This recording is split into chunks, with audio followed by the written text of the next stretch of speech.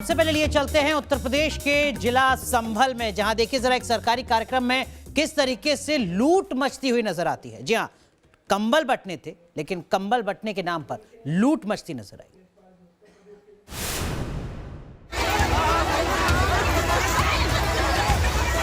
एक दूसरे से धक्का मुक्की, एक दूसरे के ऊपर गिर रहे हैं लोग, सामान छीनने की कोशिश करती भी। मंच से कंबल के पैकेट फेंके जा रहे हैं। सामने मौजूद लोग उसे लूटने में लगे हुए हैं। इसी जद्दोजहद में कोई जमीन पर गिर गया। लोग उसके ऊपर चढ़कर आगे बढ़ने लगे। हंगामे की तस्वीरें यूपी के संभल की हैं। यहाँ कंबल की लूट मची है। दरअसल संभल में गरीबों को गर्म कंबल बांटने का कार्यक्रम आयोजित किया गया। बाकायदा डीएम इस कार्यक्रम के मुख्य अतिथि थे, लेकिन मंच से जिस तरह कंबल भीड़ के ऊपर उछाले गए, उससे अफरा तफरी का माहौल पैदा हो गया। लोग कंबल लूटने के लिए टूट पड़े। जिसके हाथ जो आया वो लेता बना। महिलाएं, छोटे छोटे बच्चे भी कंबल लूटने की कोशिश करते हुए नजर आए। नतीजा ये हुआ कि कुछ लोग भीड़ के बीच दब गए और लोग उनके ऊपर चढ़कर कंबल लूटने में लगे रहे।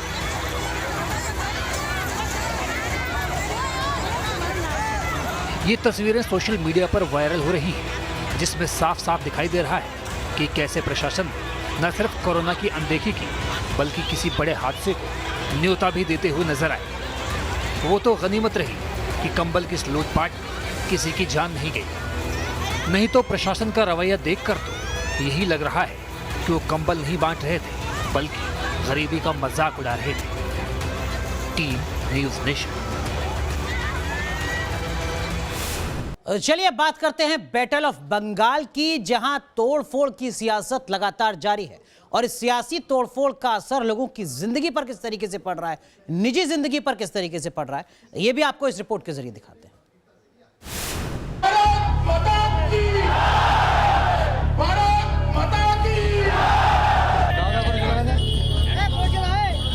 जैसे जैसे चुनाव नजदीक आ रहा है, बंगाल में बवाल और सवाल बढ़ते जा रहे हैं।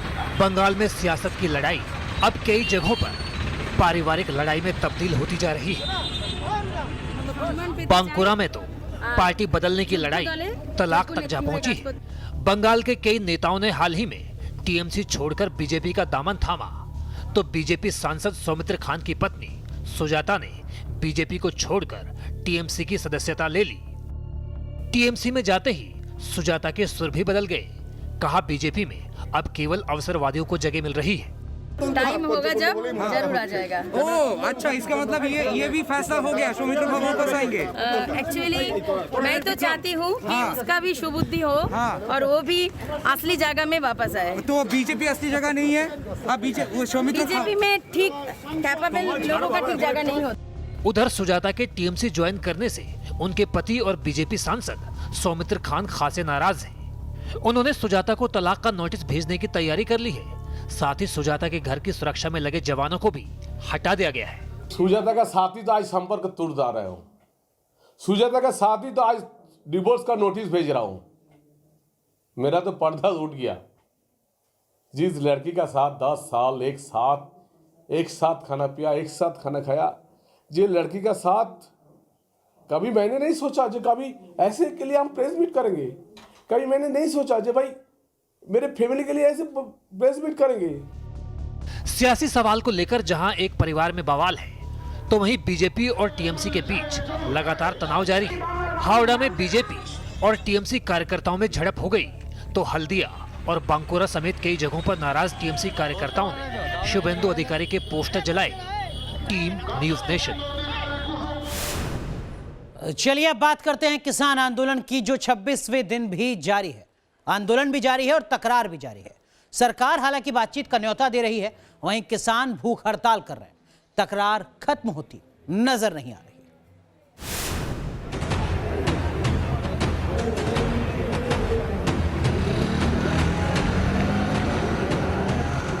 ठंड प्रचंड है।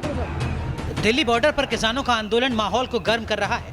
किसान आंदोलन के 26वें दिन ये हंगामे की तस्वीर है। यूपी बॉर्डर पर गाजीपुर में किसानों ने हंगामा किया। किसानों ने यहां नेशनल हाईवे 9 को बंद कर दिया। इसकी वजह से लंबा जाम लगा, जिसके चलते दिल्ली आने जाने वालों को परेशानी हुई।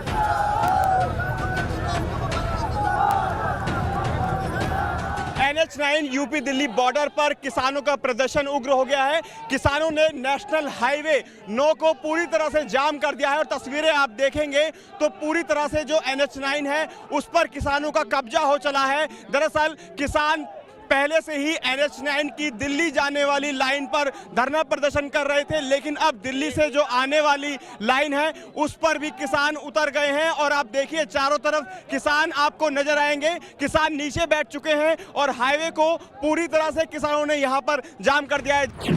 किसानों की भूख हड़ताल। इसके तहत किसानों का एक समूह बारी बारी से 24 घंटे की भूख हड़ताल कर रहा है। किसानों की एक ही मांग है, तीनों कानूनों को रद्द कर दिया जाए। किसान आंदोलन के समर्थन में अनूठी बारात।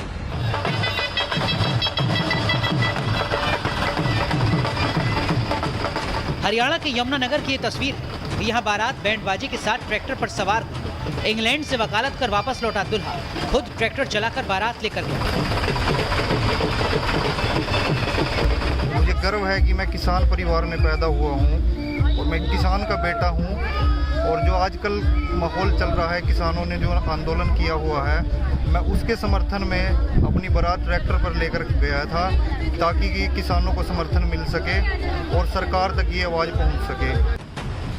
दूल्हे को किसान आंदोलन में दुल्हन का भी साथ मिल रहा है। दुल्हन भी पीएम मोदी से अपील कर रही है।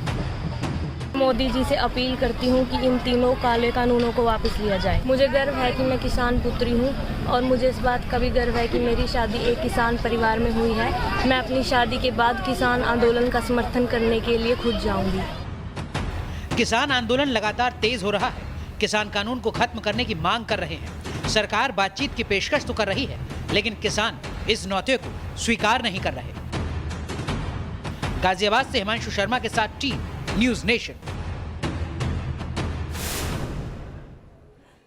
अगर आप दिल्ली एनसीआर में रहते हैं तो ये खबर आपके लिए जरूरी है। वैसे अगर आप दिल्ली अपनी कार से, वाहन से आते हैं तो भी ये खबर जानना आपके लिए जरूरी है, क्योंकि आज हम आपको एक ऐसी जानकारी दे रहे हैं जो आपके 5,500 रुपए के चालान को आपसे बचाएगी। दरअसल दिल्ली एनसीआर में हाई सिक्योरिटी नंबर प्लेट आपने अपनी गाड़ी में लगाना होगा, क्योंकि अब ये मैंडेटरी हो चुका है।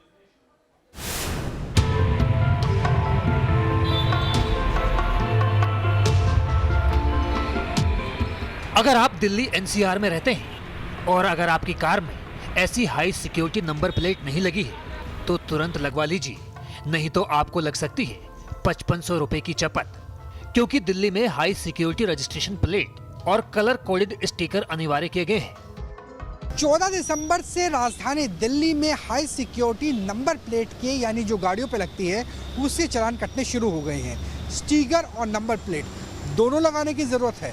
वो ज़रूरत किस लिए है वो हम आपको दिखाते हैं, क्योंकि जैसे आप ये देखिए कि ये नंबर प्लेट हाई सिक्योर नहीं है।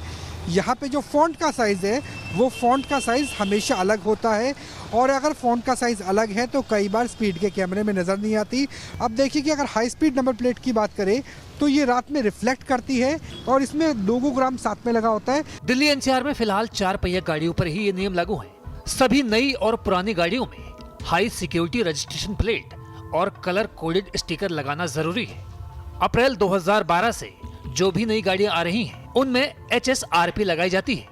वहीं पुरानी गाड़ियों में भी नंबर प्लेट व स्टिकर लगाना जरूरी है।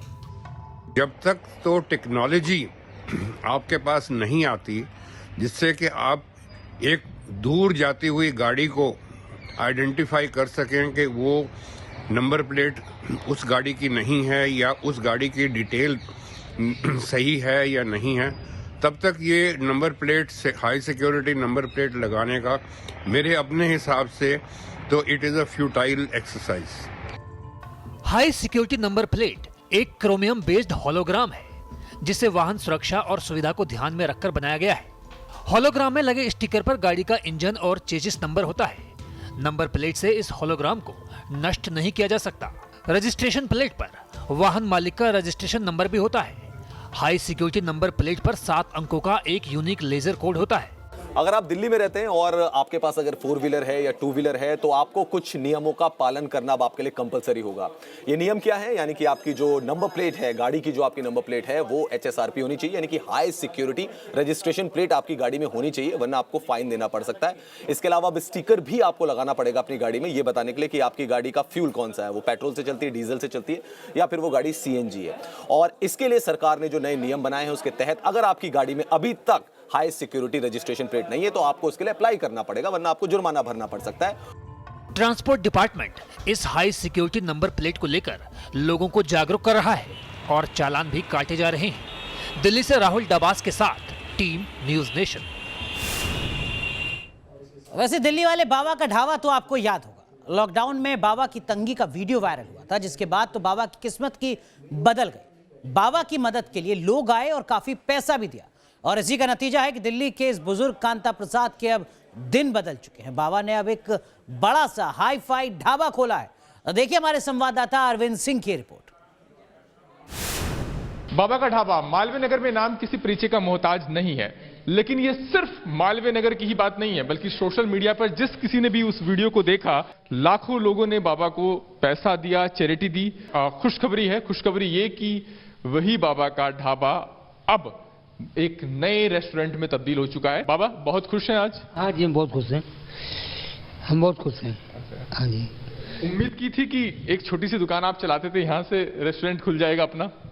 नहीं जी, हमने उम्मीद नहीं की थी, मगर जनता ने जो हमें दिया है, हमें यहाँ तक बढ़ा दिया है कि हम आज रेस्टोरेंट बना रहे हैं। दुकान बाबा कितने की थी और यहाँ का किराया कितने का है? वहाँ का किराया कितने का? यहाँ किराया जो है 35,000 रुपया है, वहाँ से 2,000 रुपये किराया है। बाबा आपकी कहानी को सब कोई जानता है, यूट्यूब पर वीडियो वायरल होता है ना? एक नाम भी आता है गौरव आसान का, है ना? उसको लेकर के फिर कुछ गलतफहमियां भी होती हैं, कुछ विवाद भी जाता है पुलिस के पास में, तो कहीं ना कहीं आपको लगता है कि क्या कहना चाहेंगे ऐसे मोड़ पर गौरव आसान को लेकर? वो हमारे लिए पता क्या, हम उनको हमेशा दुआ करेंगे एकदम फूलें फलें, सुखी रहें। ठीक है, तो अच्छी बात है। बाबा ने दिल बड़ा करके दिखाया। उनका ये कहना है कि गौरव आसान को लेकर के कुछ बात जरूर हुई थी, लेकिन आज वो इस मौके पर उनके लिए दुआएं ही देंगे। उनका एक रोल रहा है, वो इस बात को मानते हैं, वो इस बात को लेकर के कहीं ना कहीं कृतज्ञता का एहसास भी उनके अंदर है कि बाबा का ढाबा के नाम से उन्होंने जो वीडियो वायरल किया, उसके बाद ये स्थिति बनी जहां पर वो एक रेस्टोरेंट खोलने के काबिल हुए हैं। वीडियो जर्नलिस्ट जगदीश चंद के साथ अरविंद सिंह, न्यूज नेशन, दिल्ली। चलिए अगली खबर जम्मू कश्मीर से। यहाँ जबरदस्त बर्फबारी हो रही है, सब कुछ जैसे जम सा गया है। इस वक्त क्या कुछ हालात हैं, ज्यादा जानकारी दे रहे हैं न्यूज नेशन संवाददाता इदरीस लोन। कश्मीर में सबसे ठंडे पीरियड चिलई कलान की शुरुआत हो गई है। चिलई कलान 40 दिनों का ठंड का वो पीरियड है जब टेम्परेचर जो है माइनस डिग्रीज में पूरे इन दिनों रहता है, और पिछले कुछ दिनों से लगातार टेम्परेचर जो है माइनस डिग्रीज में पूरे कश्मीर में रिकॉर्ड किया जा रहा है। हम इस वक्त एक पहाड़ी पर मौजूद है जहां पर आप देख रहे हैं एक छोटा सा नाला भी है और वाटर टैंक भी है जो लीक हो रही है, और उसके कारण ये पूरा जो ये पथरीला इलाका है, ये पत्थर जो है पूरे जमे हुए हैं, इस पे पेड़ जो हैं वो जमे हुए हैं। एक मोटी लेयर जो आइस की है इनके ऊपर देखने को मिल रही है।